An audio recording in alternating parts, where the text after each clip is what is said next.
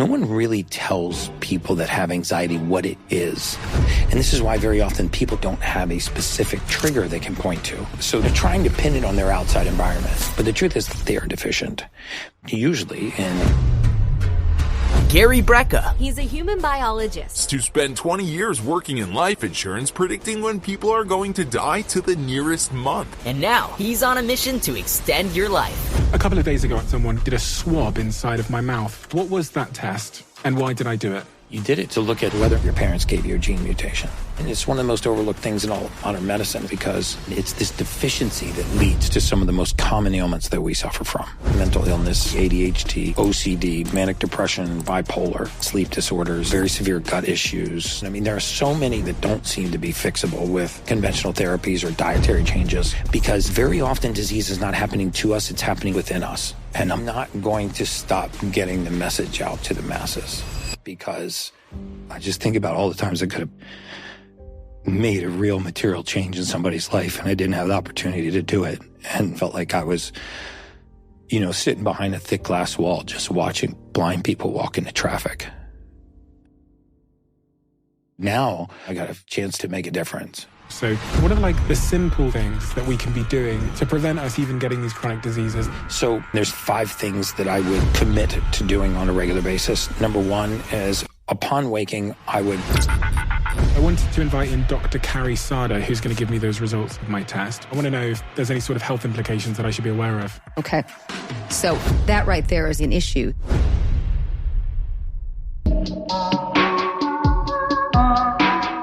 Gary. Stephen. Good to see you back. They throw me off. It's good. I know. I knew I threw your game off there. Stephen. Great to be back, man. It really is. If someone's just clicked on this podcast and they're wondering why they should stay and listen, you're going to direct the conversation. I'm going to go where you want to go. I'm going to follow my curiosity and ask questions. But what are they going to get from this conversation today if you are at the driving wheel? Just data on how to live a healthier, happier, longer life, and maybe answers to some of the most pesky health-related challenges that they're having. And when I say pesky health-related challenges, I mean everybody has these little tiny anchors off their stern, right? Weight gain, water retention, brain fog, lack of focus and concentration, poor waking energy, lack of deep sleep. And it's shocking how many of these conditions have a common repository. I mean, they're like the hub of the wheel where they all meet. All these individual spokes come together at the common hub of methylation. And methylation is essentially nutrient deficiencies in the human body. And I don't usually start off with this analogy, but I'll start off with an analogy. When I was in grad school, first of all, I'm a human biologist. I'm not a physician. My undergraduate degrees are in biology. My postgraduate degrees are in human biology. But when I was in my second 4 years of grad school, getting a human biology degree, I had to take all these plant botany courses, which I hated because I was I wanted to study anatomy and physiology in human beings, but I'm studying algae. But the one thing that stood out to me about plant physiology was, let's say you have a palm leaf that's rotting in a palm tree, and you call a true arborist, a true botanist out to your house, and they see that leaf is rotting in the tree. They won't touch that leaf. They will core test the soil. And then they'll say, you know what, Stephen, there's no nitrogen in this soil. And they'll add nitrogen to the soil and the leaf will heal. Only we've stopped thinking about human beings this way. We've lost a lot of faith in humanity and mankind, the body's ability for this to heal this. And we believe very often, and this is true in some cases, that disease and pathology are happening to us, not something that happens within us. And if you go back to the tree analogy, you could put anything you wanted on that soil, right? You could supplement for the sake of supplementing. And I think a lot of people get lost in this realm where, well, I heard NMN is good and resveratrol is good and CoQ10 and St. John's wort and ashwagandha and vitamin C and I should take a multivitamin. And pretty soon you have this paralysis of analysis because you're supplementing for the sake of supplementing. And in the tree's case, if you didn't find the nitrogen, the leaf never would have healed. And the reason why most of us supplement for the sake of supplementing is that we don't have data. We just don't get data on our bodies. When I bring, and you run into a lot more young entrepreneurs than I do, but when I run into them and I'll bring them up sometimes when I'm doing a stage talk, and you can question them about their priorities. Like, what's the most important thing to you? My health. How how important is health to you? Oh, it's the number one priority I have. And I say, well, come on up here and let's talk about, how much you're prioritizing your health. And you say, what kind of business do you have? A marketing agency. What does your business earn on a monthly basis? $148,000 a month. What's your net income? $38,250 a month. How many employees do you have? 16. What's your hemoglobin A1C? Blank, right? Where are your testosterone levels? How much are triglycerides? Do you ever look at your C-reactive protein and their face is just blank? And we have more data on our businesses than we do on our temple. And, I actually saw you on a stage talk, I believe it was, and you talked about how you could take anything away from me in my life. You referred to your dog and your girlfriend. Yeah, so I remember the one. Hopefully you still have the dog and the girlfriend, but you said, if you took my girlfriend away, or you took my dog away, I don't want to get you in a fight with your girlfriend, so let's talk about the dog. So you took my dog away, I'd still have my business. I still have my life, right?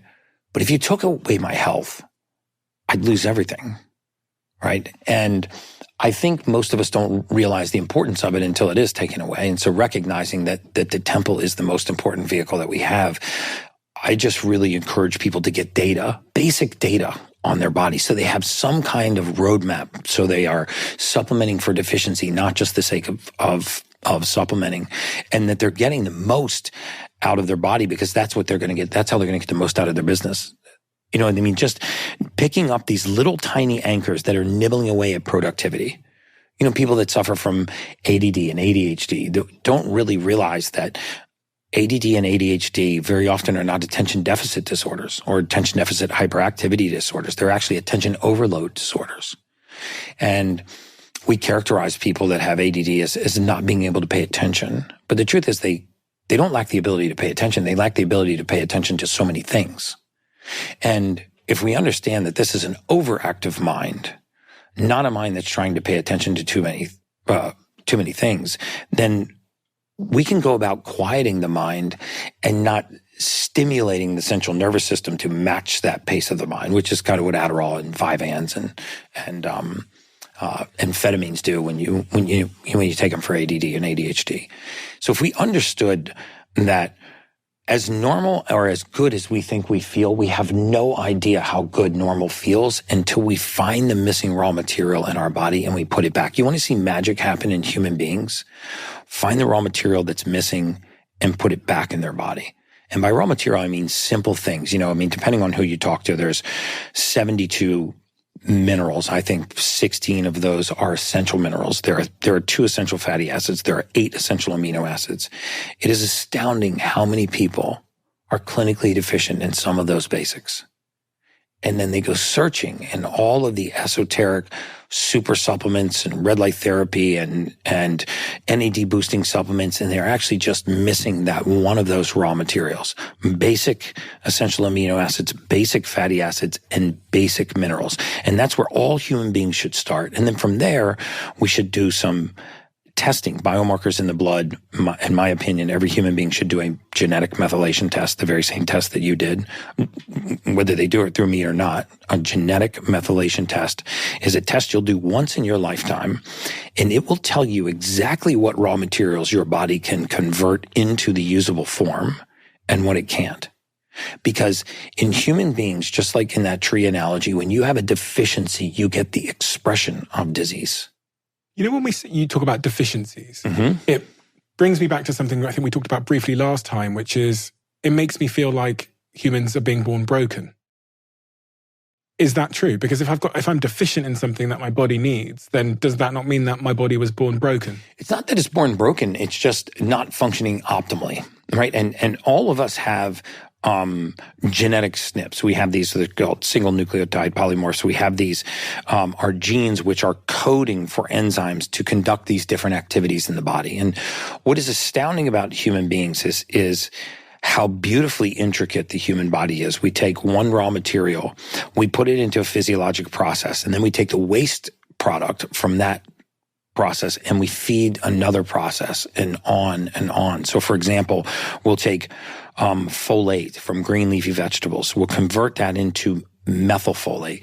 Methylfolate becomes one of the most prevalent nutrients in the human body. It helps to downregulate an inflammatory amino acid called homocysteine, which then turns into something called methionine, which then goes up to the brain and helps to quiet the mind.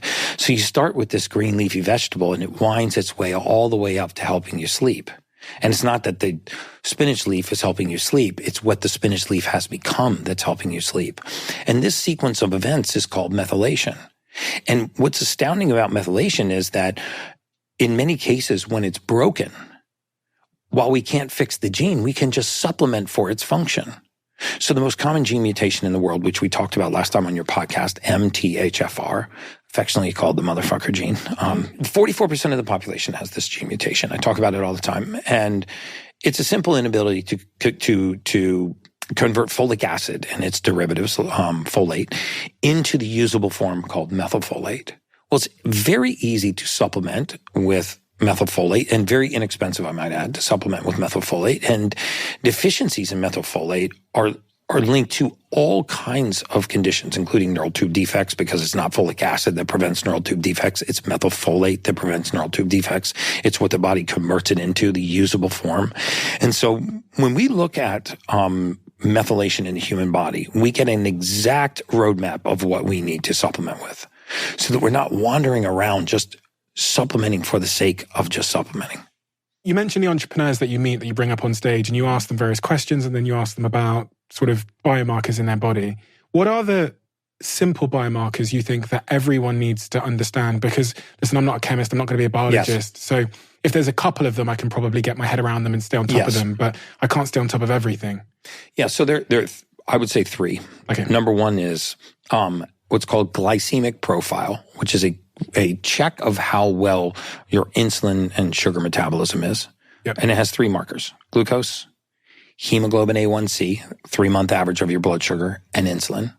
So definitely your glycemic profile, because blood sugar, I promise you, is the root of all evil. So first, I would do your glycemic profile. Second, I would do your hormones. Can I just check on the glycemic profile? That's basically my relationship with sugar. That's your relationship with sugar. And it's also your relationship with insulin, because, you know, very often, even people that don't eat high amounts of refined sugar and Ben & Jerry's ice cream every night have issues with insulin sensitivity. And so as insulin rises, it causes a whole myriad of conditions. It's one of the hallmarks of something called metabolic syndrome, which we're seeing in younger and younger populations. And it's generally easy to catch early on. You have three markers that look at how well you're regulating your blood sugar: glucose, which is a measure of the amount of sugar in your blood right now; hemoglobin A1C, which is essentially a 3-month average of your blood sugar; and then you have your insulin. And the higher your insulin relative to your blood sugar, the more insulin resistant you are. Right? So the more insulin it takes to drop your blood sugar, the more resistant you are to insulin. This is an early warning sign of metabolic syndrome. But it's not just the metabolic syndrome. It's that when insulin rises, there's a whole downstream cascade of events, because insulin's not just responsible for helping us metabolize sugar. It's also responsible for blocking other forms of energy use in the body, one of which is fatty acid metabolism. And so generally people that have very high insulin have very high blood triglycerides. They have high blood fat. And high blood fat and elevated cholesterol are other markers for cardiovascular disease. So by actually bringing down one biomarker, you have a positive effect all the way downstream. And I would say if you're only going to look at three things, I would look at your glycemic profile, your blood sugar and your insulin and your hemoglobin A1C, hormone panel. Okay. So looking at your hormones, and then specifically looking at what contributes to healthy hormone production, DHEA, and a protein called SHBG. And then I would look at basic nutrient deficiencies, vitamin D3, magnesium, potassium, and vitamin B12, which are on most blood panels. And that is a great place to start to get the basics. How am I regulating my blood sugar? Are my hormones balanced? What nutrient deficiencies do I have? And then the second piece of information I would get, which you only do once in your entire lifetime, is a methylation test. And these are widely available, you know, all over the world. I'm sure they're very easy to get in the UK. And you want to look at 5 genes: MTHFR, MTR, MTRR, AHCY, and COMT. And just to be clear, so I can dumb this down for myself here, those 5 genes relate to how my body processes the things that I put into it at different stages in that sort of processing line. Yes. I mean, so take, for example, that gene at the top, COMT. If you look at what COMT does, it stands for catechol O-methyltransferase. So it's a fancy way of saying it transfers a methyl group from the category of neurotransmitters called catecholamines. And that's a huge mouthful, but essentially what this means is these 4 neurotransmitters that are called catecholamines are responsible for our fight or flight response. So, for example, if you drove home tonight and you got out of your car and somebody was standing in front of you with a knife, right? You would instantly have a fight or flight response. Your pupils would dilate, your heart rate would increase, your extremities would flood with blood. You would begin to have a fight or flight response based on that stimulus. But you could also be laying in your bed at night and you could start thinking about getting eaten by a shark. And you could have the exact same response. Because the brain doesn't really know the difference between perception and reality. The similarity between these two events, a very real fear and a reaction to it, and an imagined fear, is they both meet at catecholamines. It's a rise in the same class of neurotransmitters. So now some people are very slow to break these down. And what are the consequences of this? Well, if you've ever had anxiety or know somebody that suffered from anxiety, no one really tells people that have anxiety what it is. They describe the feeling. So they say it's a fear of the future. It's a sense of impending doom. It's a sense of anxiousness. But what is it? Physiologically, what's going on in the body? Well, very often it is a rise in catecholamines, the same class of neurotransmitters that are involved in a fight or flight response. And this is why very often people that suffer from anxiety don't have a specific trigger they can point to. They could be on a podcast like you and I are doing right now, and all of a sudden as those catecholamines rise, they get that sensation of anxiety. And they're trying to pin it on their outside environment. They're trying to look for a cluster of symptoms outside their body. But this is because they are deficient, usually in a complex of B vitamins, a very specific form of B12 called methylcobalamin, methylfolate, these methylated nutrients that downregulate these catecholamines. What else could it be? Well, I mean, there are true anxiety disorders, right? And generally people that have true anxiety actually know what the trigger is. They're afraid of heights. They walk to the edge of a 30th floor balcony. They have an anxiety attack. They have a fear of flights. Is this different from, so someone's been through a trauma in their life, so they had an early trauma, and then certain things in their adult life end up triggering that. That's very different from what you're saying here. So some people that have trauma and they wake up, for example, consistently in the past, right? Their first thought of the day is about the pain that they are already suffering from. Well, these thoughts, fight or flight thoughts, these thoughts have a tendency to be worst case scenario because they are also highly related to catecholamines. In fact, people that have that gene mutation fall into one of 2 categories. Think about it this way. If catecholamines rise very fast, you're a worrier. And the nickname for that gene is either a worrier or a warrior. Because as those catecholamines, they call it fast COMT or slow COMT. So just looking at this one gene mutation, if you're slow to break these catecholamines down and they rise, what are the consequences of that? I lay down to go to sleep at night and I'm body tired, but I'm mind awake, right? My mind is just clicking through the day, thinking about the most innocuous little thoughts. I have a tendency when I consider scenarios to go straight to worst case scenario. I'm an overthinker. I am prone to anxiousness and anxiety. I walk around at a 6 instead of walking around at a 2. So things that would only move somebody from a 0 to a 2 take me from a 6 to an 8. Very often people in their surrounding environment will say the punishment doesn't fit the crime, the way that they react to certain situations. So this means that the mind is in a awakened state, a heightened state of alertness. Think about a fight or flight response, but not quite to that level, but they're in a heightened state of alertness. And this gives you that feeling of anxiety. Now, what's driving the catecholamines can have different drivers. It could be this gene mutation. It could be trauma.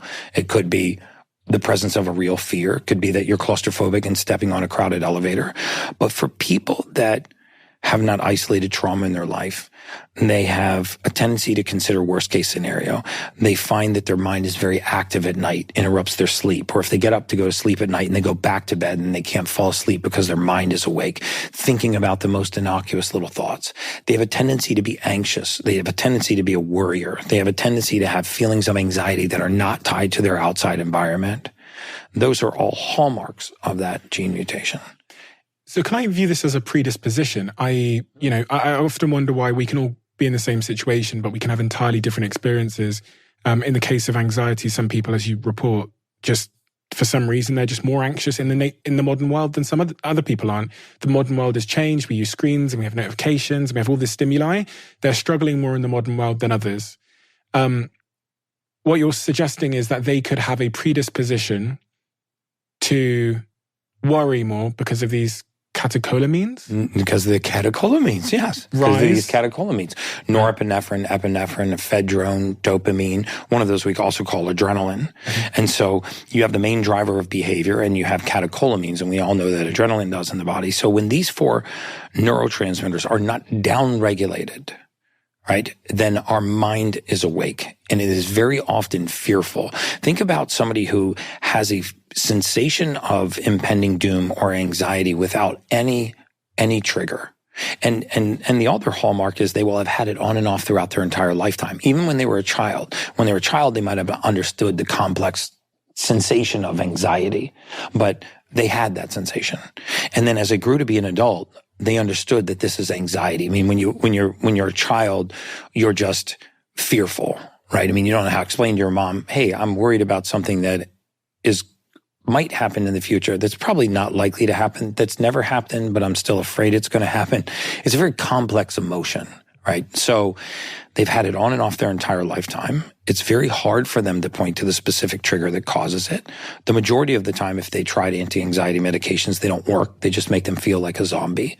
So this is time to look inside and make sure the body has the raw material it needs to do its job, which is the complex of B vitamins to dismantle catecholamines. So if we went out onto the street now and I pulled in 100 people just off the street that were walking past, and we did these 3 tests on them to look at their glycemic profile, their hormone panel, their nutrient deficiencies, what are some of the most popular things that a random group of people off the street would be missing that are central to their high performance? So let's take men and then we'll take women so we can be specific about hormones. So in 50% of that population, you would see a clinical deficiency in vitamin D3. I have to say, you actually run a lot of tests every single month. Yes. Tens of thousands. We run 20,000 a month. We do about 20,000 gene tests a month. I mean, so one of the unique things about the perspective that I come from is we have voluminous amounts of data. You know, we see 20,000 of these new patients a month testing for genetic methylation. And on a lot of these patients, we also have blood work. So we have a full, what's called a CBC, a comprehensive metabolic panel, lipid panel, hormone profile, a full thyroid panel. We have their nutrient deficiencies that I'm speaking of. We have cholesterol, triglycerides. So we have about 74 biomarkers on them. Then we also get this genetic test. And then we look at what happens to certain biomarkers on average when you simply supplement for deficiency. So for example, I'm not saying that every person that has high blood pressure or hypertension has this gene mutation, but 2 of these genes are highly linked to poor homocysteine metabolism. And there have been plenty of peer-reviewed studies. We can put the link to the one below in the Journal of Hypertension, which linked higher levels of urinary catecholamines and urinary homocysteine to cardiovascular disease. Because what happens is when you have a certain amino acid, in particular, rise in the blood called homocysteine. As this amino acid rises, it has a tendency to cause the vascular system to constrict. And if we make the pipe smaller in a fixed system, pressure goes up. But there's nothing wrong with the heart, right? And so think about the fact that 85% of all diagnosis of hypertension is idiopathic. It's of unknown origin. Well, of unknown origin means we can't find anything wrong with the heart. We've tested the heart, EKGs, EEGs, stress tests, dye contrast studies, cardiac cath, what have you. But we haven't looked at the vascular system. We haven't looked to see, was there a simple nutrient deficiency keeping this person from breaking down homocysteine, which caused the vascular system to constrict? Because we know that there's a correlation between this amino acid homocysteine and its elevated nature and increased risk of cardiovascular disease. So before we actually went the routes of chemicals and synthetics and pharmaceuticals, why wouldn't we just test to see if we have an issue dismantling this amino acid, breaking this amino acid down into something called methionine? And why don't we supplement for that deficiency and see if by putting that raw material back into the body and bringing homocysteine metabolism into normal, we can normalize this person. So back to your question about the people in the street, you would see that 50% of them are clinically deficient in vitamin D3, cholecalciferol, the sunshine vitamin. The darker their complexion, the higher the risk that they would be clinically deficient in vitamin D3. And if you put vitamin D3 at the center of a hub of a wheel and looked at all of the different spokes, it's one of the only vitamins that human beings make on our own. I have argued and people have counter-argued, but I take the position that it's arguably one of the most, if not the most important nutrient in the human body. You need a lot of essential nutrients, but if you really start isolating them, vitamin D3 is the only vitamin that human beings make on our own. Every cell in the body has a receptor site for vitamin D3. And when we're deficient in this vitamin, this nutrient acts like a hormone. Sometimes it acts like a vitamin. Other times we make it from sunlight and cholesterol. When it's deficient, we have a compromised immune system. We know that it leads to osteopenia, osteoporosis. There are all kinds of consequences that you wouldn't think stem from a simple nutrient deficiency, but they do. One that we get from going outside in the sun. We get it from going outside in the sun. We make it from sunlight and cholesterol. And if you look at, COVID statistics, it was the second leading cause of morbidity in COVID. And so first you would see that they're D3 deficient. The majority of them are also B12 deficient. If you look at the vitamin B12, you'd see it's less than 500. The higher end of B12 is around 1250. And then you would see 25 to 40% of that population would be hormone deficient, meaning that their hormones would be out of the optimal range, but not because they have an endocrine system issue per se, generally because they have, especially in younger ages, nutrient deficiencies, things like elevated SHBG, sex hormone binding globulin, deficiencies in DHEA, raw materials that the body needs to manufacture hormones. So a good hormone panel will tell you not only what your hormone levels are, but what some of the nutrients are that your body's using to make those hormones. And again, by putting some of these raw materials, very often DHEA, not all the time, but very often putting DHEA and vitamin D3 alone back into men with deficient levels of testosterone or deficient levels of free testosterone, or looking at a protein that interrupts the conversion of testosterone into free testosterone called SHBG. By actually just addressing these, you see that the hormone levels rise back to the normal range. They don't need to take hormones from outside the body and shut their production down. They need to put nutrients and raw materials back into the body so their body can produce hormones on their own. And then if you looked at their glycemic control, you would see a shockingly high percentage of people that are pre-diabetic. It is an absolute pandemic right now because the amount of processed foods. We think that the pre-diabetes, is only because people that are eating a ton of sugar. So they must be drinking soda and eating chocolate cake and Ben & Jerry's every night. But that's actually not true. When we overload the body with high glycemic carbohydrates, even if they ate a lot of white flour, white rice, white bread, white pasta, white potatoes, and fruit, I'm not saying any of those things are going to kill you, but when we eat diets high in refined carbohydrates, even things that we don't consider to be sweets, it overpowers our pancreas and our blood sugar gets out of control. But wouldn't you want to know that? Wouldn't you want to know that do I have some of these nutrient deficiencies or hormone imbalances or poor blood sugar control that could be nibbling away at my performance? Am I maybe one raw material, one methylated multivitamin away or an amino acid away from being in a state of being optimal? Maybe even not having to deal with little things like intermittent feelings of anxiousness and anxiety or poor focus and concentration or even mild states of mood numbness. Remember that nutrients, amino acids, for example, in our gut become neurotransmitters. Neurotransmitters form the basis of all mood. They drive our emotion. They govern our behavior. And so is it possible that an amino acid like tryptophan or phenylalanine or tyrosine, which becomes serotonin and dopamine, that deficiencies in these amino acids could lead to deficiencies in hormones, which could actually lead to deficiencies in neurotransmitters that would be labeled a mental illness? Yes. So again, I feel like I'm eating your face a little bit, but okay. But what I really mean to say is that, if we would get basic information, basic data on the body, hormone balance, glycemic control, nutrient deficiencies, if we would actually look at what our body can convert into the usable form and what it can't, and supplement for that deficiency, you would see your body begin to thrive in ways you never thought possible. You work with a lot of high-profile individuals as well. I do. What are some of the high-profile names that you have permission to share? Well, clearly anyone that's shared their journey with me on the podcast. There's a great hit piece on me in the Daily Mail that listed a lot of them. But Dana White, Steve Harvey, Stephen A. Smith, Steve Aoki,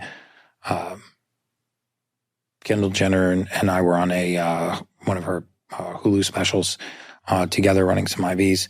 There are a few others that will be public here very shortly that have gone on podcasts with me. And I don't necessarily want to be known as like a celebrity biologist or working with, just working with professional athletes and A-listers.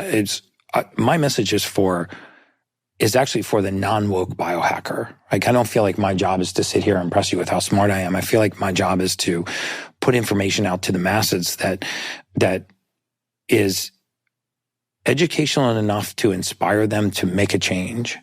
And I think all too often, we're all competing for eyeballs in this space, and we're trying to become the biggest influencer. And we really forget about the mission of speaking to the masses, and we just start speaking to each other. Like we want to get on podcasts and stage talks and interviews and impress people with how much we know about the carboxylic acid cycle or, electron transport chain or something going on inside the mitochondria. And those minute nuances are not what's going to impact humanity. A lot has changed since we last sat down in your life. It has. Yeah, it really has. I feel like I live somebody else's life. I really do. What's changed? I mean, when I first reached out to you, it was because I saw a clip on YouTube which had 20,000 views. And that clip on YouTube I found really interesting. So I think I personally sent you a DM and said, "Hey, Gary, do you want to come on my show?" Which I, to be honest, never personally send a DM. Because, really? Yeah, because my team, the way our system works here is they understand what I'm interested in and curious about right now. Mm-hmm. So they'll go out into the market and try and find people for me. They'll bring those people to me as a pitch. They'll pitch the individuals to me. And then I have to say whether I'm curious enough to sit down and have the conversation right now. So I met it twice. All right, awesome. Yeah. So in this case, it was, I've seen something you'd done online, I don't know, more than a year ago now, it feels like. And it was really compelling to me. So I wanted to sit down with you. Since then, I've observed you've kind of had this sort of meteoric rise, on loads of different podcasts and social media, and your business has exploded. There is something different about you. And the thing that's different about you that strikes me is you strike me as a man that has been through some shit. Oh, yeah. Frankly. Yeah. Because the Gary that I met the first time versus this Gary, slightly different. And it's the type of thing when someone's been through some shit. Mm-hmm. And with all good things come the opposite. Yeah. It's unavoidable. Yeah, I mean, you go under a level of scrutiny. You start off, you're like so excited. You're like, I'm going to get the message out. And God's blessed me with the ability to take ultra complicated information, distill it down and get it to the masses. And then you realize that there are people that are watching your videos, like a 3-hour podcast, and they're looking for the one gotcha moment. Right? He said sodium chloride, not sodium hydroxide. Scam artist, charlatan. He pretends to be a doctor. He's not a doctor. I've never pretended to be a doctor. You will not find a video, a stage talk, a podcast, anything in the media where I've ever represented it. I'm a doctor. I go out of my way to say that I'm not licensed to practice medicine. So yeah, I have become a little more gun shy and a little more guarded with what I say. It's an effort to be more precise with what I'm saying. But I'm not going to stop getting the message out to the masses because I know that this is God's calling for me. I know that because I spent so many years of my life not in service to humanity. And I think a lot of people find their purpose in their pleasure, and I found my purpose from my pain. What pain? You know, when I was doing life expectancies and mortality predictions, we were sort of brainwashed to believe that this was just data, right? You weren't responsible for it. You didn't have anything to do with this person. I was on a mortality team, and we were charged with predicting the life expectancy of people for large life insurance and investment companies. So when you apply for a large life insurance policy, you know, everybody's on an actuarial curve, right? So you're on one, I'm on one. Everybody listening to this podcast is on an actuarial curve. What happens is when a life insurance company is getting ready to put $10 million or $20 million or $50 million worth of risk on your life, only one thing matters. How many more months do you have left on Earth? And the science of predicting that mortality is very accurate science.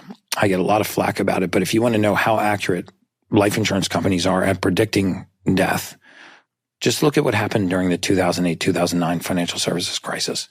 We had 364 banks fail. Not a single life insurance company failed. A valid death claim in the United States has never failed to have been paid.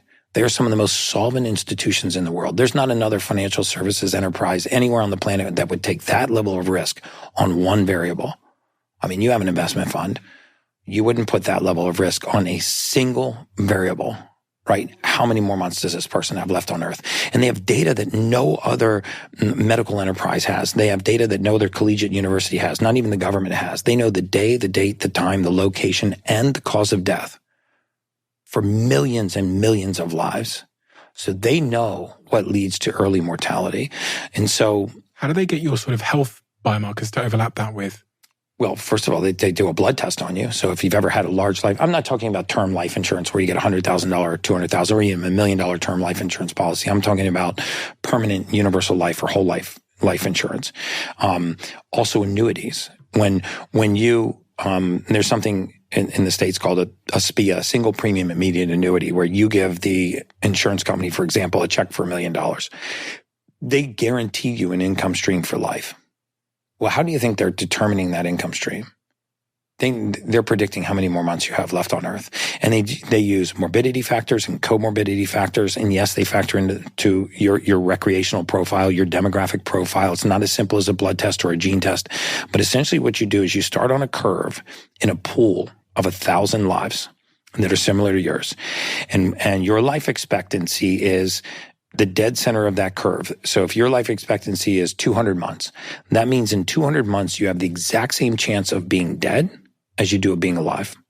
Now, what determines your increased probability of death are your mortality factors. Are you obese, diabetic, anemic? Do you have cognitive decline? Are you compliant with your medication? You know, there are all of these different debits.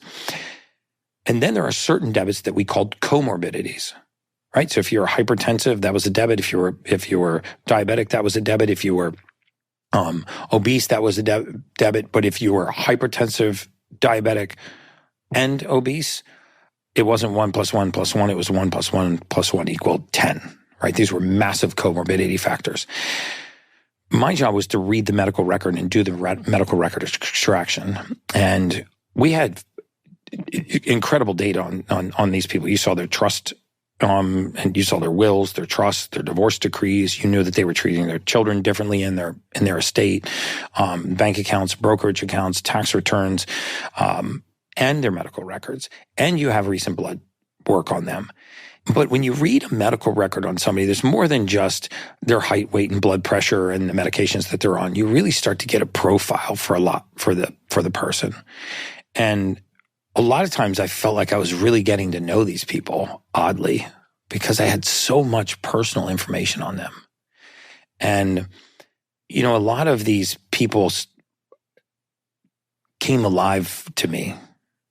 I know that sounds very strange, but when you're reading about their repeated, you know, visits to the doctor and they're constantly talking about, you know, their grandchildren. And then all of a sudden you see in the medical record where the husband passed away. And then you see the antidepressants creeping in and you see, their weight gain, their body mass index change. And you actually, as you're going through years of their medical record, you really get a real profile for them.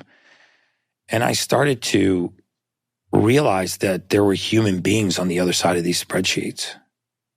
And there were cases where I knew that if I could have picked up the phone and just contacted that patient, I could have completely changed the trajectory of their life. And I was prohibited from doing so by law. And even at one point in my career, I was threatened with prosecution for threatening to call a patient and warn them about a potential life-threatening drug interaction that I'd spotted in the medical record between two physicians that had written contraindicated scripts, and something called the MIB, the Medical Information Bureau, hadn't picked it up. And the data that I had said that this was going to lead to a thrombolytic event, like a blood clot, a stroke, heart attack, and embolism. And I remember calling the human resources director and just, basically saying that I'm going to contact this patient and being threatened with prosecution. And I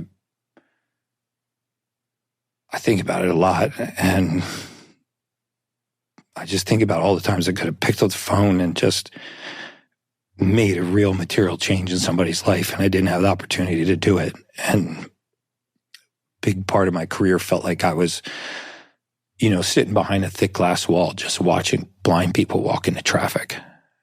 And so I wasn't in service to humanity. All I wanted to do was be wealthy. I was very unauthentic. And then I just woke up one day and said, what the hell am I doing? I mean, I have so much information. I'm a human biologist, and I've been studying this database for 20 years. I could help people live healthier, happier, longer lives. And I quit my career, and I went home and told my fiance at the time, now my wife, that I wanted to start a wellness firm. And that was the genesis of my firm, Streamline, and part of the trajectory that I'm on. And so it still sits with you every day. Really? Oh, dude, it sits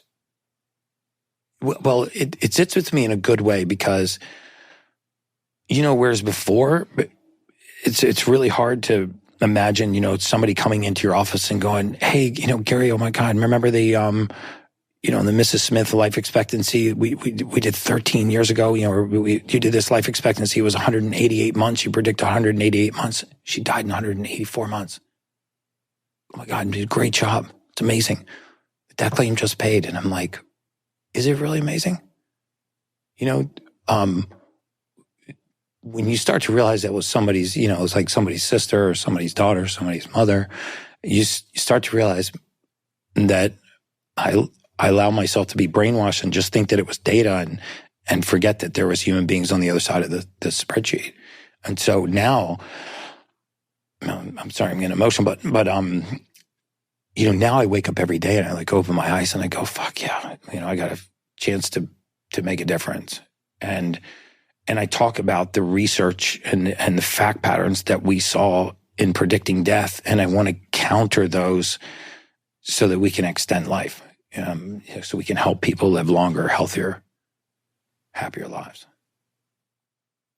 So the counter arguments that you've experienced, you use the word counter argument in hippies. What do those sort of counter arguments tend to center on as it relates to your work? Obviously, you talked about the doctor thing. I definitely made some mistakes. I made the mistake earlier in my career of quoting articles and not research, which I regret, and I've made some of those mistakes. I think very often what I try to do is simplify the message. I talked, for example, about a 2018 study. We should put the link to this, which was in the Journal of Headaches and Face Pain. There's a Journal of Headaches and Face Pain. I want to say it was 2018. There were 8,819 participants in this meta-analysis, so a very large analysis. And they found a direct inverse relationship between sodium intake and migraine headaches. And meaning that as sodium levels went up, migraine headaches went down. Now, by no means am I telling everybody that has a migraine headache that you need to take a little bit of salt and you're going to be fine. What I'm saying is on your comprehensive metabolic panel, you can see your sodium level. When your sodium level gets to a critically low level, which believe it or not, quite a few people have, people that regularly sauna, people that exercise and don't remineralize with electrolytes, people that drink filtered bottled water in an effort to filter out fluoride and microplastics, but don't remineralize their water, get nutrient deficient sodium. And, remembering that the brain actually doesn't have any pain receptors, but the covering of the brain does. Something called the dura. And the dura hates two things. It hates being stretched and it hates being contracted. And what determines whether or not it's stretching or contracting is something called the osmotic gradient, the movement of water across the membrane. And yes, it can be as simple as supplementing with sodium. My preference would be Baja Gold sea salt or Celtic salt, so that you get all of the other trace minerals as well, to permanently put migraine headaches into remission. And then, out come all of the physicians saying there's no evidence of that. Well, there are clinical trials on that. And the other tool that I have in my chest is for 20 years, I worked with one of the largest databases in the world.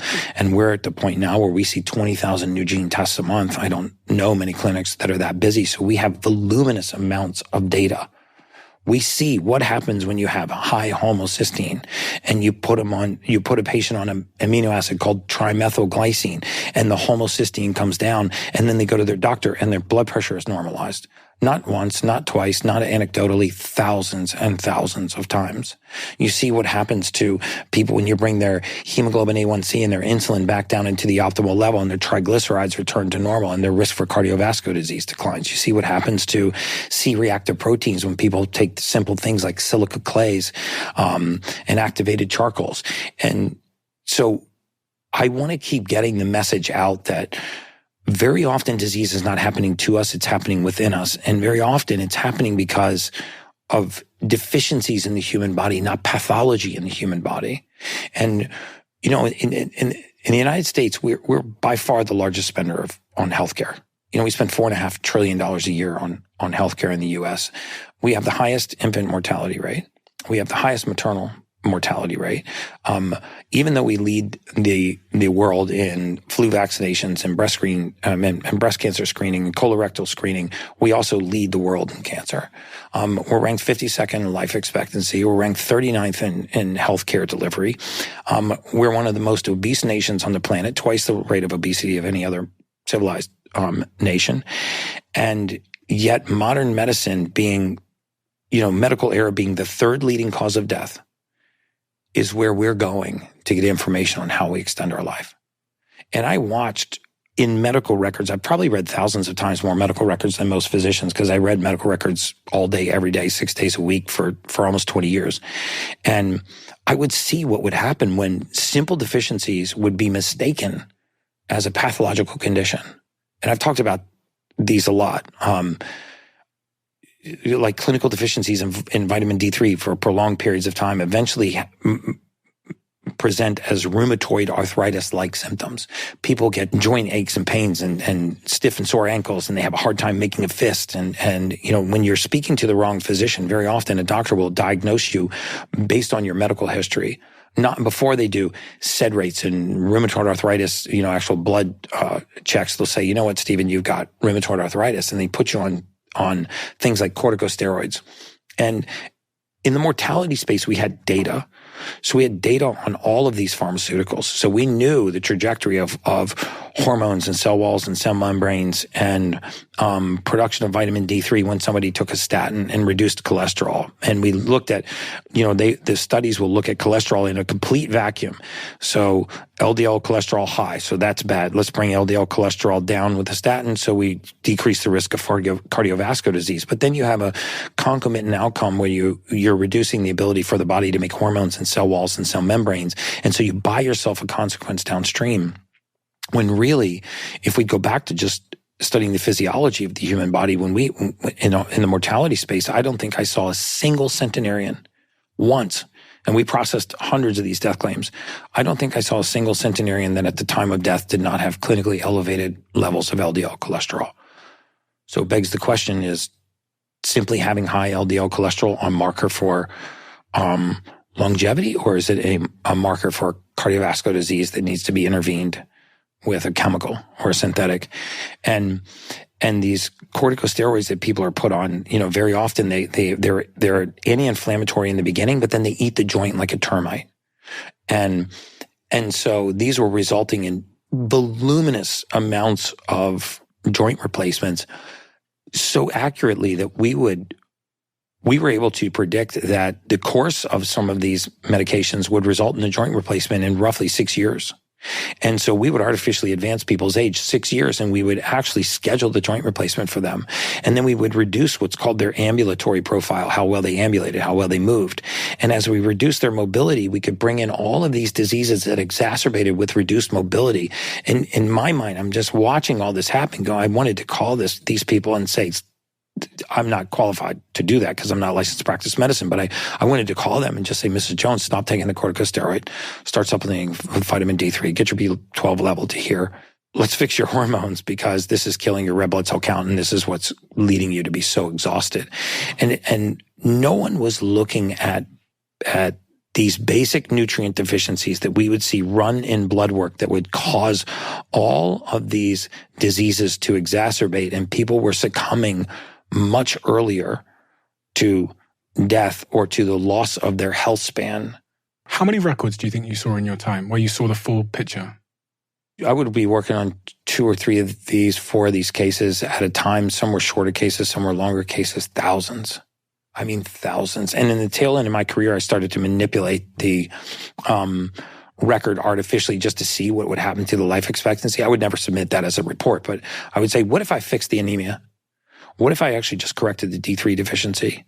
What if, I was able to take out the pre-diabetic condition or reduce their hemoglobin A1C, and you would see the life expectancy jump, right? And so these are modifiable risk factors. And I think how many times, I would be reading a medical record and I go, well, I know what this is going to happen. This is just going to get worse because this patient has anemia. Like the classic treatment for some anemias is folic acid, B12, and iron.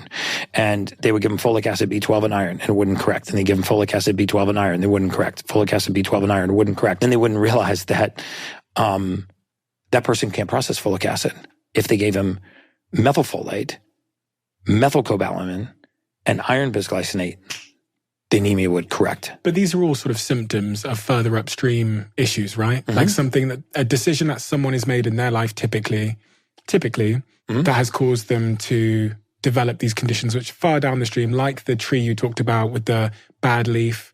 Doctors then point at the leaf and go, we need to fix the leaf. Mm-hmm. But it's down in the roots somewhere. Mm-hmm. So what are like the societal and individual level things that we can be doing to prevent us even getting these chronic diseases? Like the simple things. I'll tell you the simplest thing that we can do.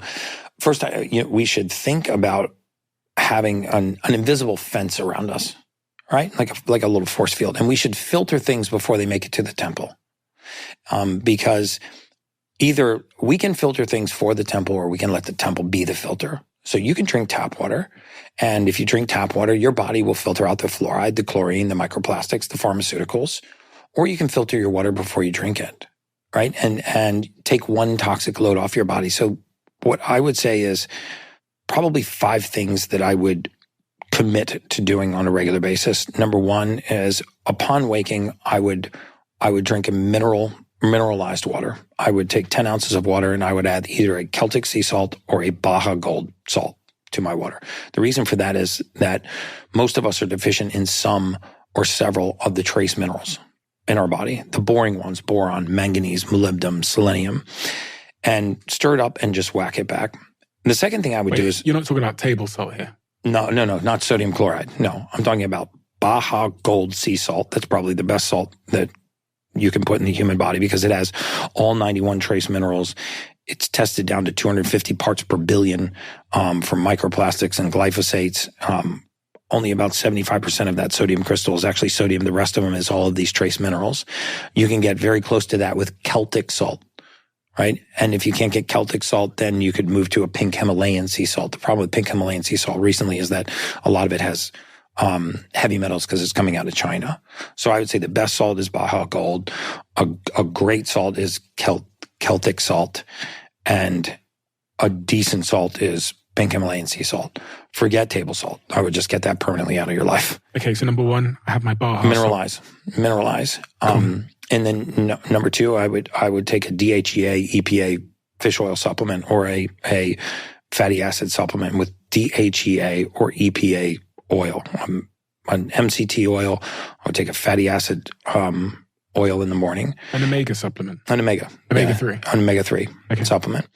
And then I would develop a morning routine that included the basics from Mother Nature: sunlight, grounding, breath work, cold shower. Okay, so I want to zoom in here on grounding. Mm-hmm. I'm a huge fan of grounding.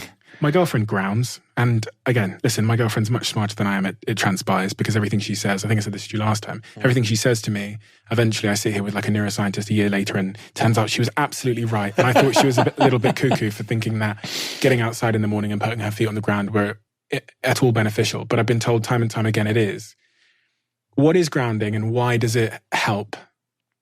So we get three things from Mother Nature, right? We get magnetism from the earth, we get oxygen from the air, we get light from the sun. The further we get away from those things, the sicker we become. Really? Yes. So absolutely. The magnetism piece, it sounds like spiritual cuckoo stuff. Probably 10,000 years ago, they probably thought the same thing about gravity, but the earth has a low Gauss current, right? I mean, we were meant to spend 85% of our time outside. We spend 97% of our time indoors now. The truth is, most of us are not getting enough sun. We're not getting too much sun. We're not getting enough sun.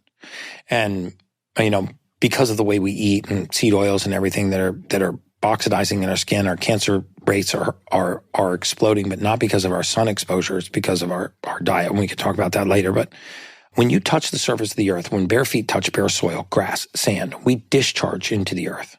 And by that, I mean you actually change the polarity in the body. And this is measurable. In fact, if you want to do a little experiment, find somebody that has a microscope, a basic microscope, and get a slide, and just take a prick your finger and take a drop of your blood and put it on that slide, smear it around, and look at it under the microscope.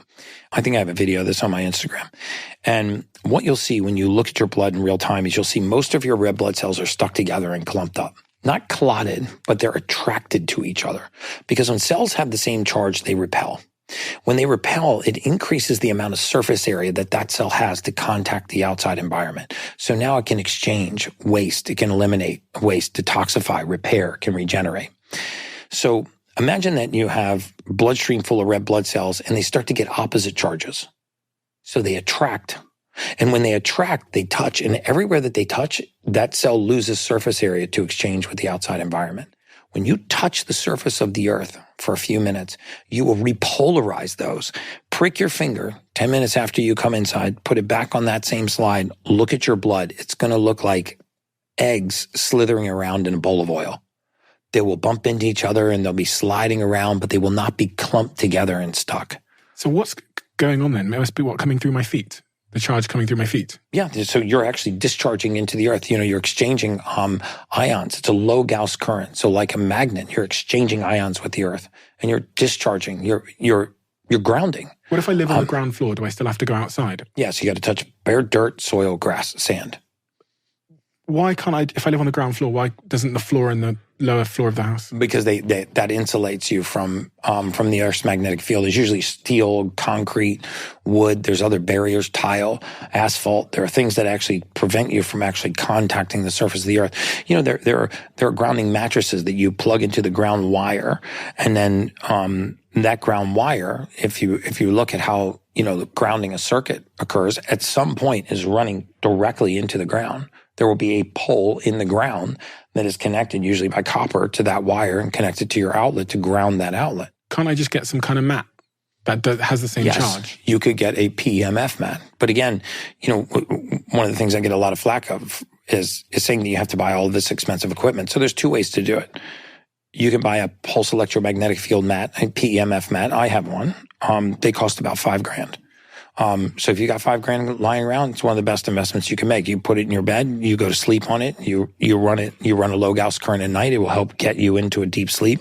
You'll wake up alkaline every morning. It will push the electrosmog right out of your body. Because PEMF gets rid of electrosmog, 5G, Wi-Fi. When you say you wake up alkaline every morning. So when you change so the pH of the blood is a pretty narrow range. It's about 0.5 of a point. It's about half a point. And it's a complete fallacy that you can change the pH of the blood by drinking alkaline water. Alkaline water will not actually change the pH of your blood. If you want to change the pH of your blood, amongst other things, you apply a low Gauss current. pH stands for potential hydrogen. It's a charge. And so by running a low Gauss current through the body or touching the surface of the earth, you actually can move the pH of the blood slightly. And that does? An alkaline state is a disease-free state. The more acidic we get, the sicker we become. And so if we want to move the pH of the blood slightly, if we want to wake up alkaline, if we want to run a low Gauss current through our body, we can either touch the surface of the earth or buy a PEMF mat. So they've done tests where someone lays on a PEMF mat for a certain amount of time. They then do a blood test and they find that their blood is more alkaline. Yes. Yes. And that separation of blood cells, you can see instantly getting off of a PMF mat. Again, I've got videos of me doing this to my production manager in my house, breaking his finger, putting it on a slide, putting on the PMF and actually looking at it afterwards. The second thing I would do is I would learn to do breath work. I use something called a Hypermax, which is based on Dr. Van Arden and Dr. Otto Warburg's Nobel Prize winning work, and that is it's called multi-step oxygen therapy, where you actually take an oxygen concentrator, you fill up a bag full of 900 liters of 95% O2, and you actually just breathe that 95% O2 for 10 to 12 minutes while you're active on a treadmill. But if you don't want to have an EWAT, exercise with oxygen therapy machine, you can learn to do breath work, engage the auxiliary muscles of respiration, get oxygen down into the lobes of your lungs and out of the apex of your lungs. One of the articles that I quoted that turned out not to be a study, and I still can't find the reference for it, was that after age 35, 90% of people will never sprint again. And again, I haven't been able to find if that came from a clinical study or if it was an article, but whether or not that's true, the vast majority of people stop engaging their auxiliary muscles of respiration. Really exercising our diaphragm, using the intercostal muscles between our ribs, pushing air down into lobes of our body. And as our posture collapses and our CO2 rises, if you think about the expired air in your body from the tip of your nose and the tip of your mouth all the way down your esophagus, out your bronchioles, into the farthest reaches of your lungs, that's all expired air. Until you get the oxygen all the way down and out to the edges of the lung, you're not getting oxygen into the bloodstream. So as we age and our posture collapse, our respiratory rate gets more and more shallow. We're essentially hyperventilating carbon dioxide, right? And which is accelerating aging. I mean, aging is the presence of oxygen is the absence of disease. And so by just learning how to do breath work, so one, I would ground. Two, I would learn to do breath work. I do a Wim Hof style of breath work. I do 3 rounds of 30 breaths with an extended breath hold every single morning. It is the one thing that I never, ever, ever, ever miss. Why? Ever. Because I make little promises to myself and I try to keep them. And I find that I lose confidence in myself when I consistently break really small promises to myself. And I think a lot of people do this. And our bodies crave consistency. And so you lose confidence in yourself. You say, I'm going to go to bed at, 10:30 tonight, and you go to bed at 1 a.m., and then you say, I'm going to work out and first thing in the morning, and you actually don't work out. Or you get up in the morning, you say, I listened to that podcast, I'm going to do what Gary said, I'm going to ground and get some sunlight, and I'm going to do some breath work, and then you actually don't do it. So the little internal promises that you make to yourself. And I feel like a lot of people break these little promises to themselves. If they're not making them to their spouse or to their kids or to their partners, or, they're not the big promises that everybody knows about. And I think it nibbles away at our self-confidence and our own ability to trust ourselves. And so I have a morning routine. I'm very consistent with it. But the one thing that is portable for me is the ability to get outside and ground and do breath work. And I never, ever, ever miss. I can't even tell you how many years I've gone without missing a single morning of breath work. The other thing that it does for me, because, human beings crave consistency. So if within 30 minutes of waking every day, no matter what time zone you're in, you're doing 3 rounds of 30 breaths, your body begins to zero in on that, and it begins to understand that that's the morning. This is go time. And so simple to do. You know, when I'm here, I wake up, I might be at a different time because I'm usually on the East Coast, so I wake up earlier here, but I open the door, I go out on the balcony, I sit on the chair, it's nice and cool outside, I face the sun, and I do 3 rounds of 30 breaths every single day. My partner brought me one of those big red light panels for Christmas. It was my Christmas present. And funnily enough, guess what my Christmas present to her was as well? A fucking red light. Yeah. You get a bed, or did you get the panels? The panels. It was Would so you funny. get like Juve Exo, or what? I have no idea. What'd you get? Okay. I have no idea the brand. But she brought me one. It's like a small one. And then I was like, babe, open your present. And then she opened hers, and hers was like a big one. She's like literally half the size of me. So so we swapped. But we now both use it. It's a bit of a routine in the morning. We wake up. Amazing. We go and sit down by it. And I'm not really sure what it's doing. I've just heard a lot of positive things. I've done a little bit of my own research on it and how to use it to make sure I'm not like killing myself somehow. But what is it doing, and why should everyone consider getting one? So it's referred to in the literature as photobiomodulation. Photobiomodulation. So if you want to look up any of the clinical studies, put photobiomodulation and then put and dementia and Alzheimer's and skin and inflammation, and the studies will come up. But basically, different nanometers of light have different effects in the body.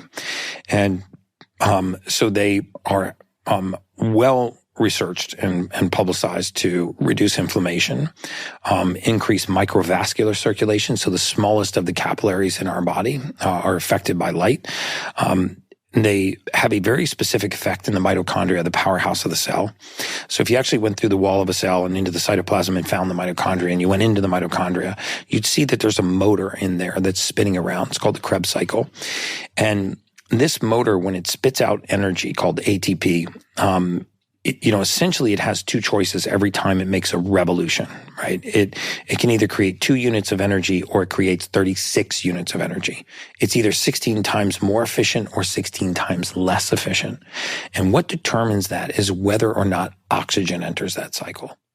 So one of the things that red light does is it goes through the wall of the mitochondria and it kicks out a gas called mitochondrial nitric oxide and forces oxygen to dock.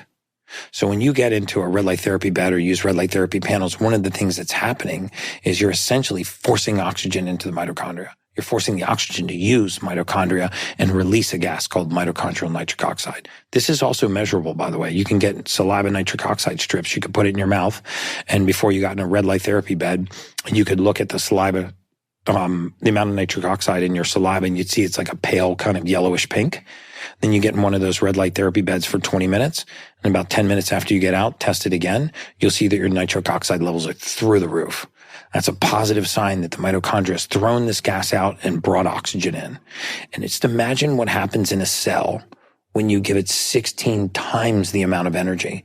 So imagine upstaging trillions of cells to allow them to eliminate waste, repair, detoxify, regenerate just by using light.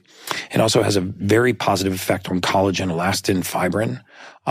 It's known to improve angiogenesis, the new blood vessel formation. I was on the Joe Rogan's podcast a few months ago, and he ended up buying one of these red light beds from me, and we installed it in his house. And he told me about 4 or 5 weeks ago that he's no longer wearing readers anymore. Like his eyesight has improved that much. And he said he's starting to really notice the changes in his skin. So photobiomodulation is very real, and it absolutely works. But, without people having to think that they have to spend that kind of money on a red light therapy bed, you can also just expose your skin to sunlight, especially during first light, the first 45 minutes of the day, when there's no UVA, there's no UVB, there's high amounts of healthy blue light. You can still generate vitamin D3. Let me just run that back so I'm clear. On the point about Rogan's eyesight, I was looking through some research about the impact of red light on eyesight, and it said that it's good for eyesight. And so, incredibly good for eyesight. Because I was wondering whether I should be looking at this thing while it's on. Yes. And then I went online, Googled it, had a rummage around, and it said you can look at it, you can stare at it. You can. Yeah. You can. Because remember, there's no UVA, there's no UVB. And some of the marginal information that comes out about red light being damaging to you, you have to remember that red light is a spectrum. Infrared, for example, is a spectrum. Most red light therapy beds run from 600 nanometers to about 1,000 nanometers wavelength of light. As you get above that, you're in the infrared spectrum, but you're going all the way to 1,100, maybe even above. So in other words, when you say infrared light, this is a non-visible spectrum of light, but there's a broad number of wavelengths, right? So an infrared red light bed will have infrared light, but it will be very low in the spectrum, so it doesn't create heat. It doesn't excite a chromophore that creates vibration and makes you sweat. When you get an infrared sauna, you're getting very high into those wavelengths. You're exciting a different chromophore in the body, and your water to be specific, and it vibrates and creates heat, and you start to sweat. So you don't sweat in a red light therapy bed, even though it's infrared, low in the spectrum, but you do sweat in an infrared sauna, even though it's infrared light, it's high in the spectrum. So the infrared light and the red light that comes from red light beds and red light panels and face masks is incredibly beneficial for you. I mean, I would be scared to even tell you all the positive outcomes that we see in people that regularly use red light therapy, because you can't really make medical claims around them, but I can tell you firsthand we have seen just astounding things that people would probably consider miracles with red light therapy. You mentioned the first 45 minutes of sunlight. Mm-hmm. First light. Because I always try and figure out the sort of evolutionary backstory to red light and where it came from in nature and why it was good for us as humans and why we've lost it. Those are the three sort of questions. Well, we're really photovoltaic beings. I mean, we're very tied to the circadian cycle of the sun. I mean, light causes the body to behave in very special ways. I mean, you probably heard that getting first light can actually reset your circadian cycle and do more for you to sleep that night than probably just about any other sleep habit. So your sleep routine really starts with your morning routine. And it has an effect on cortisol receptors. It has effect on dopamine, on melatonin receptors. Remember, cortisol is a hormone that responds to light, right? I mean, when our eyes are closed and light is passing through our eyelids, it has a tendency to raise our cortisol levels, which is why they tell you not to use blue light at night. Right? You're stimulating cortisol and you're stimulating a waking hormone when you actually are trying to go to sleep. So by getting first light, you're telling the body that it's morning. You're raising cortisol, you're downregulating your melatonin receptors, you're getting healthy blue light into your eyes, you're getting healthy light onto your skin. There's no UVA, there's no UVB, none of the damaging rays of the sun. And in 15 or 20 minutes, if you stack them all together, you can do breath work and get sunlight. Just try it for 7 days. What if I have the red light at nighttime? Is that going to trick my body into thinking it's the morning? No. The red light won't do that. It's completely different. It's not the blue light spectrum that we're talking about. So I can have red light any time of day? You can have red light anytime. In fact, red light, I find it very relaxing. I sometimes will do my red light bed right before bed. Sleep like a baby. We've been doing that as well at home, so I was just checking. Awesome. I did Google to see if it was something that would wake me up, but no, you're right. Blue light is the thing that wakes us. Bit of a tangent, but I just saw you have a gulp of that water. Mm-hmm. What is in that water? Hydrogen water. Why hydrogen water? This is a little hydrogen generator. Again, I don't know if you can still see that, but there's what it's doing. There's a little pick it up, and you'll be able to see it in the camera. Yeah, a little electrolysis pump down there, and it's basically adding hydrogen gas to the water. There's not much left in there, but if you fill it with water, you can see that. I mean, it is fascinating. I am so convinced that hydrogen water is the best water that you can put in the human body. And there's a website called hydrogenstudies.com that has about 1,350 studies on the site. You can go to hydrogenstudies.com. When you get to that site, you can actually search by human clinical trials or animal clinical trials. So you could sort out and look at human clinical trials and look at all of the ways that hydrogen gas is used in therapeutic treatments, reducing inflammation, improving the absorption of supplements, improving athletic performance, delaying addressing delayed onset muscle soreness, and reducing neural inflammation. I mean, there are so many clinical trials proving the efficacy of hydrogen gas in the body. And people do hydrogen gas through a nasal cannulus, through ear cannulus, through eye cannuluses. You can breathe hydrogen gas. But by drinking hydrogen water, you have a very positive effect on inflammation in the body. When you pump that hydrogen into that, doesn't it just come out the top? No, it's sealed. So it's under pressure. So what it does is it forces the gas back into the liquid. Okay. And so the liquid actually has a high part per million concentration of hydrogen gas. The colder the liquid, the more gas you can dissolve. So it takes about 5 hours for it to dissipate from that. Some people use hydrogen H2 tablets. I just use this hydrogen bottle and I take it literally everywhere I go. I notice when I don't have it. One of the subjects that's been really sort of pertinent in culture at the moment is this subject of Ozempic. Mm-hmm. You know, since we spoke, it's got even more popular. And it's everywhere. I looked yesterday at the company that make Ozempic, and I believe if my Apple stock app wasn't deceiving me, the company's worth trillions now. Oh, I'm sure. Yeah, Ozempic. And so Ozempic is a peptide called semaglutide. It's a GLP-1 inhibitor. There's another one called tirzepatide, which actually did better in side-by-side clinical trials than semaglutide. And that's the Wegovy version, or the Mounjaro version. Semaglutide, I think, is Ozempic and Wegovy. But these are great for people that have that are type 2 diabetics or that are morbidly obese and have issues with cravings, and that have either diabetes or significant obesity. I think that they become drugs for vanity. And what people are realizing now is all of the issues with gastric emptying, paralytic gut, the fact that when you start to... Paralytic gut, which is where you actually get paralysis in the gut. Because one of the things that they slow is gastric emptying. And so if you slow the rate of gastric emptying, very often contents can putrefy in the gut. And it's not that I'm totally against these peptides. If you use these peptides, you have to be in a weight training program. So you have to be doing resistance training, because a third of the weight that you lose, as much as half of the weight that you lose in some of the studies, is lean body mass. So if you're taking a semaglutide or tirzepatide, you want to make sure that you're also on our clinical team would put you on a peptide, a growth hormone peptide like sermorelin, ipamorelin, to muscle protect, and then also make sure that you're on a good strength training regimen. Because just taking these, you don't get to spot remove fat. And so what happens is you start to aggressively mobilize and metabolize fat, very often from the cheeks and from the face. And people are getting semaglutide face or Wegovy face, they're saying now, where like their cheeks get really sunken in, their eyes, the fat pads beneath their eyes are metabolized, their eyes start to look like they're sunken in. So if you're morbidly obese or have a significant amount of weight to lose, you struggle with cravings, you're either severely pre-diabetic or you're diabetic. I mean, they can be life-changing. But for vanity purposes, I think there are a lot better peptides and a lot better ways to do it. What's your life like these days? It's amazing. You know, I think I was telling you before I got on the show today that I feel like I live somebody else's life. I really do. I can't believe that I found something that I would like otherwise do for free and somehow monetized it.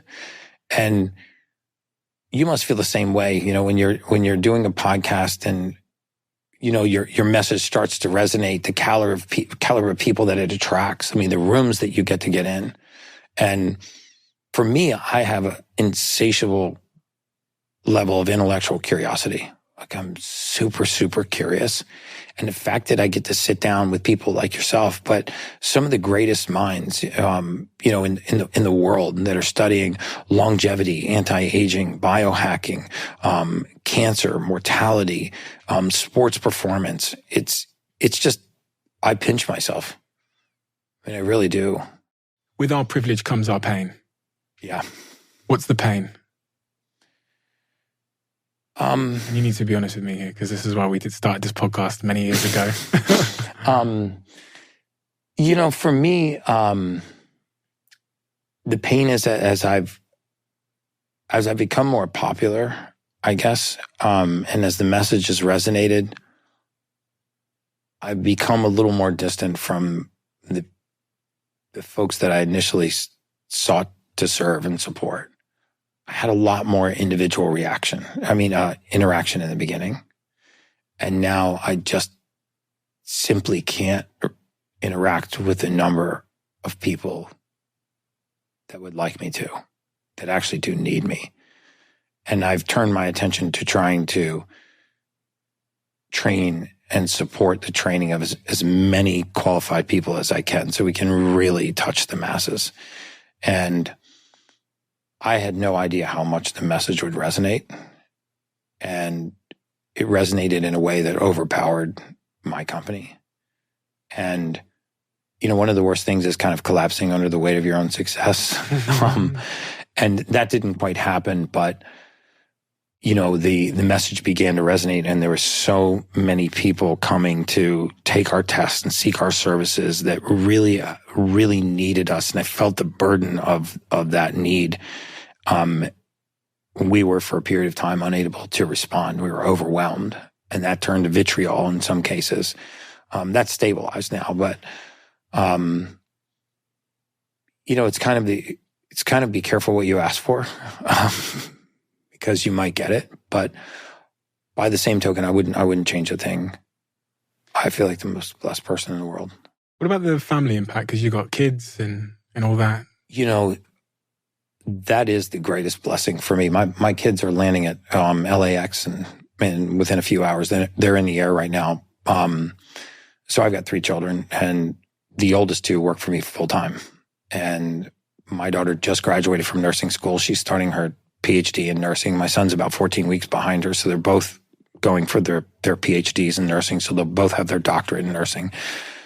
And that is the greatest blessing in life, is when you see that your kids have a passion, because I feel like you can teach your kids anything, but you can't give them a passion. And the fact that they think enough about me and what I'm doing to want to follow in my footsteps that is beyond anything I can even put into words. Because I travel with my kids, I see clients with my kids. My wife is also in the business. And I think the pace of our life would be a lot more difficult if I didn't have my family around. I saw Dr. Peter Attia talking on a podcast once, and I'm paraphrasing, so I don't know if I'm getting it right, but he said, you get 19 years with your kids. The first 18 is from when they're born to when they're 18 years old. And then they're gone. The last year is spread out over the entirety of the rest of their lifetime. And I thought, how sad. Because I spend more time with my kids now than I did almost since the day they were born. And they're just becoming these adults that really inspire me. And so I think that of all the blessings that God has given me, that's the biggest one. There are a couple other things that I was really curious about when I know I was going to speak to you today. One of them was kind of what we were talking about there with your family, which is just like the role of community, which we're clearly in a bit of a loneliness epidemic. And we knew in the life expectancy space, and this is a material fact, that if you wanted to cut somebody's life expectancy in half at any age, put them in isolation. So if you put a human being in isolation, you will cut their life expectancy in half. How could you see that in the data? Because there was something we called the broken heart syndrome or caregiver syndrome, and it's well documented in the elderly. When you have a companion that you've been with for 40 or 50 or 60 years, and that companion passes, very shortly thereafter, the second companion goes. And I always thought that was a myth, like a nice tale of heartbreak and love. When we call it the broken heart syndrome, it was nothing to do with a broken heart, but I mean, the emotional state, the frequency in their body changes. And when this surrenders. The mind and the body. Mm-hmm.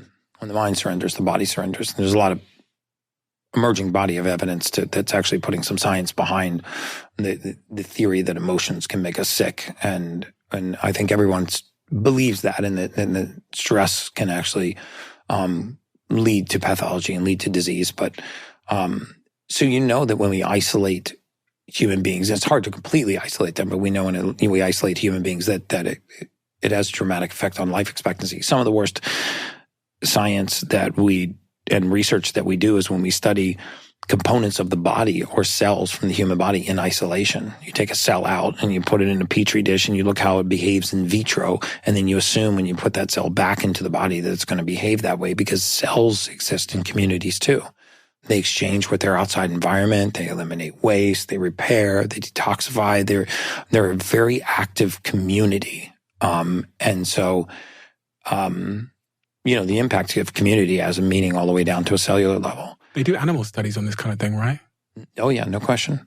On loneliness and and isolation, and it has a dramatic effect on life expectancy. It's been a while since I've read an animal study, but we knew that isolation had a dramatic effect on mortality. So when a loved one got moved into an assisted care living facility, or we looked at the proximity of family members to a mother or a father that had just lost a grandmother or grandfather that had just lost one or the other spouse. And you knew that the family wasn't going to visit frequently, and that now that person was in isolation. And when I mean isolation, not completely isolated, but they were isolated from daily activity that had dramatic effect on life expectancy. It was a comorbidity factor that we used, and mainly in the elderly, but it would happen in younger ages as well. So I think that community is increasingly important for me. I remember when I sold my company, my partner, Grant Cardone at the time, told me, he said, your sphere is about to get a lot smaller. And I was like, that doesn't make sense. My sphere is about to get a lot larger. And it was true. What he said was very true. I spend the majority of my time with my kids. They're working for me full time. We travel together. We see clients together. We're in the hunt together. They're big supporters of the business. They caught the bug. They're in school together. My youngest still lives with me. So my circle has gotten so much smaller, even though you see me out there with like Dana Whites and, and celebrities and athletes. And those are the flashbulb moments. But in my day to day and week to week and month to month, I'm intensely surrounded by my family and a very small team that I have a high level of trust in, that is really helping me continue to be in service, to the clients that I'm working with. What about retirement then, and purpose and the role that plays in our longevity? It's been a while since I used to have the VBT, the variable basic table, memorized, but there is a probabilistic factor for retirement and communal interaction. And I forget exactly what the level of impact was, but we had a probabilistic model where we would use this demographic data. But there is no question that mortality accelerates post-retirement. I don't know that I've delved enough into the science to really accurately comment on it, but it must have something to do with the loss of the sense of purpose. When you look at blue zones and centenarians, one of the key themes, even beyond the diet, because the diets were very different. Singapore has one of the longest life expectancies on earth. They eat the highest amount of meat. Sardinia has very long life expectancies. They eat high amounts of bread, pasta, and flour. The Mediterranean blue zones eat high amounts of oils, fish, and fats. But what was a common theme between all of them was mobility into older ages and a sense of purpose.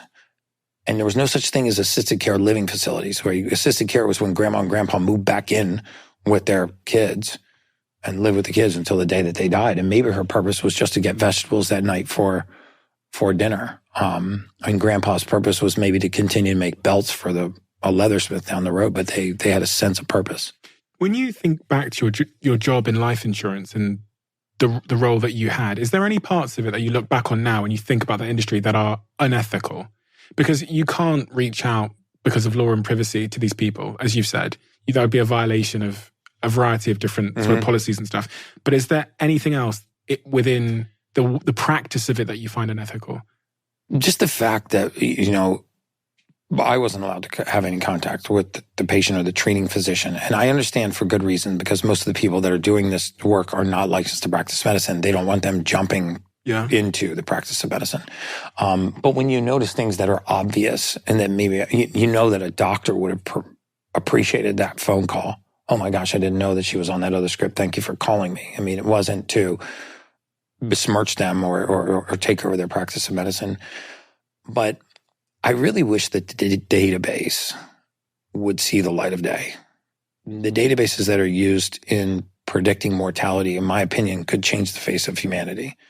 I know why they won't, because it would upend modern medicine in a way, in my opinion, that would be catastrophic. Destroy their business as well, wouldn't it? Because they need people to die, really. They do, because they don't want to be paying out. Well, annuities need people to die. Life insurance wants people to live a little bit longer. Okay.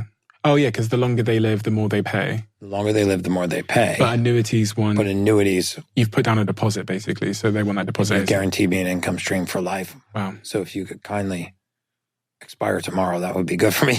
And the same companies do both? Same companies do both. Okay. There's something called a life insurance life annuity contract, a LILAC, where you actually put an annuity and a life insurance policy on the same life, and you can't lose. I did a genetic test with 10X. You did? I did. And like you said, you're not able to give me the results of my test, but I wanted to invite in Dr. Carrie Sada, who's going to give me those results now. And she's going to explain a little bit to me about my results and also what the test is and what it means for me. So I'm very excited to see the results. I'm excited for you to see them. Let's get her in. A couple of days ago, I had someone come to my studio and they did a swab inside of my mouth for something called the 10X genetic methylation test, I believe. What was that test and why did I do it? You did it to look at the 5 major genes of methylation.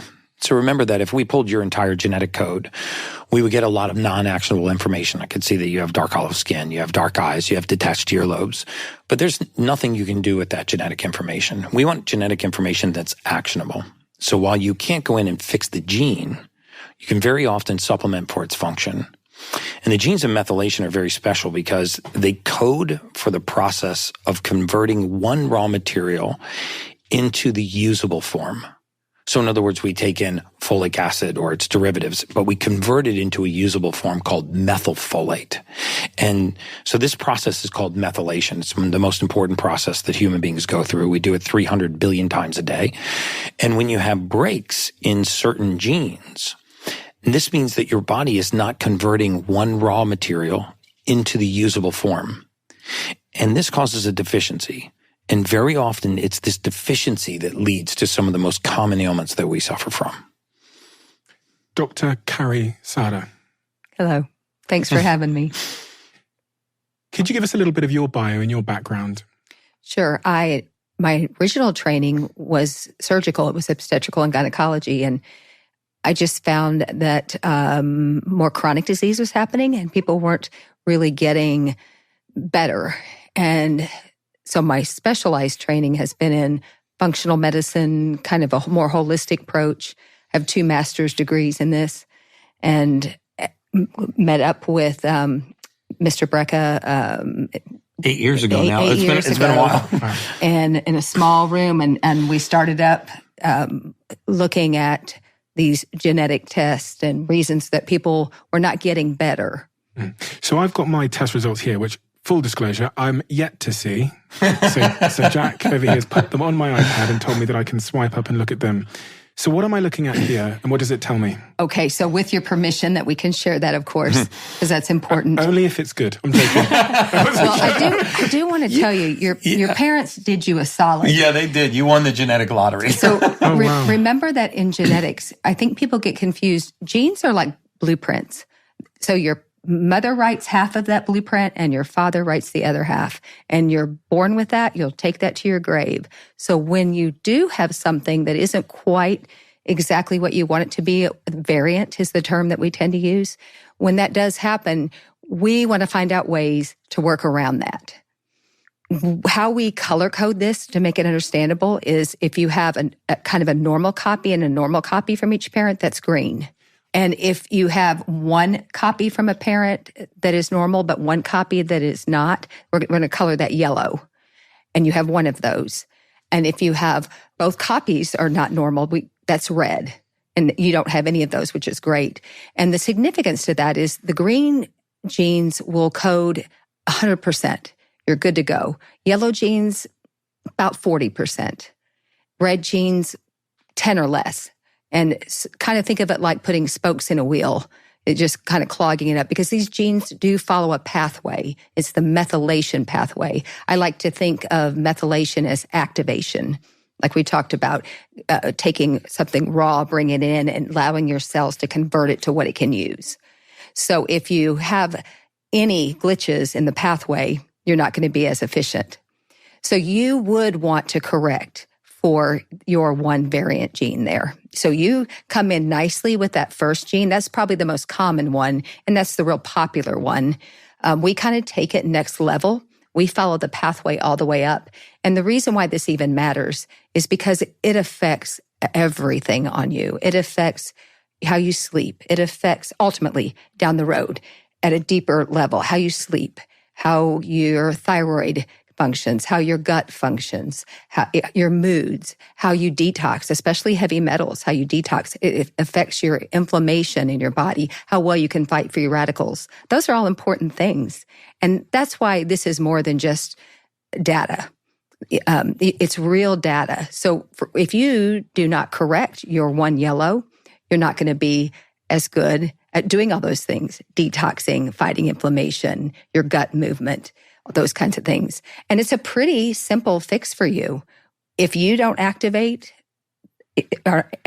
those nutrients, then let's give you activated nutrients. For example, you most likely have trouble activating B12. That's probably an issue that you are not as efficient at. Of course you do it, but you're not as efficient at it because it wasn't green. So you would want to therefore take the activated B12 form, the methylated B12 form. So by doing that every day, I kind of liken it to the road is broken, but you've built a bridge over it. Mm-hmm. So that's how you can compensate for that gene variant or that gene break, we like to kind of lovingly call them.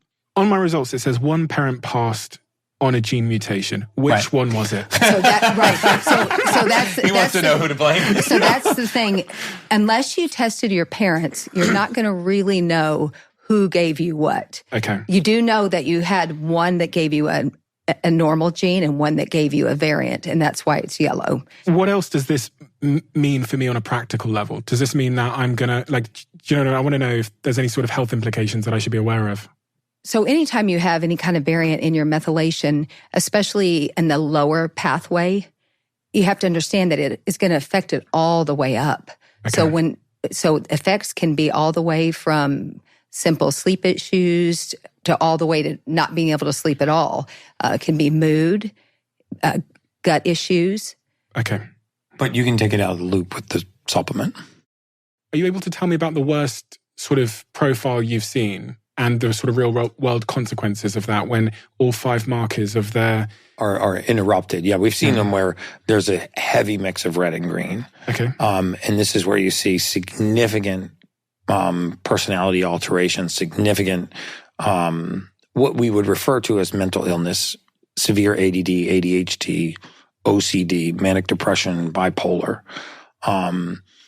You see very high propensities for addiction because of the depleted level of dopamine. You see significant sleep disorders, very severe gut issues, gas, bloating, diarrhea, constipation, irritability, cramping that don't seem to be fixable with conventional therapies or dietary changes. Those are amazing cases to watch the clinical team work with because by getting methylation right, I have seen those cases solved by our clinical team and many of those symptoms become fully remissive.